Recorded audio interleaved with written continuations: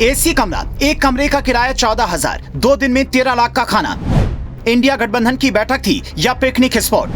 280 की चाय और 600 की सलाद खाकर इंडिया के नेता महंगाई का रोना रो रहे थे। रईसी ने खोल दी पोल।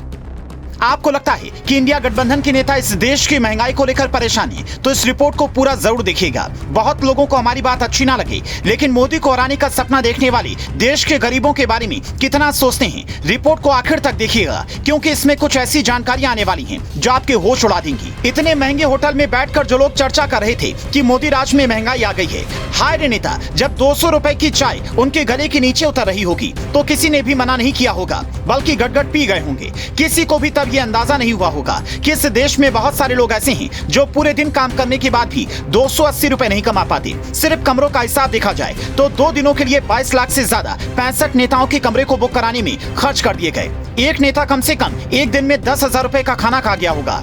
इस हिसाब से 2 दिनों के खाने का खर्च ही 13 लाख या उसके आसपास खर्च बैठा होगा। बांद्रा कुर्ला कॉम्प्लेक्स में वेस्टर्न एक्सप्रेस हाईवे के करीब 10 एकड़ में निर्मित ग्रैंड हयात एक 5 सितारा होटल है। इसकी शुरुआत 2004 में की गई थी। होटल की वेबसाइट के मुताबिक यहाँ पर कई स्वीट, रूम और अपार्टमेंट उपलब्ध हैं। साथ ही मीटिंग के लिए कॉमन हॉल की भी व्यवस्था है। रिपोर्ट की माने तो 65 नेताओं के लिए करीब 80 कमरे बुक किए गए। होटल के एक कमरे का किराया टैक्स के साथ में 14,000 रुपए हो जाता है। इसके अलावा मीटिंग के लिए कॉमन हॉल की भी व्यवस्था की गई। होटल की वेबसाइट के मुताबिक एक कमरे का किराया करीब 12,000 रुपए है। टैक्स जोड़कर कुल खर्च 13 से 14,000 हो जाता है। कॉमन हॉल का खर्च अलग है।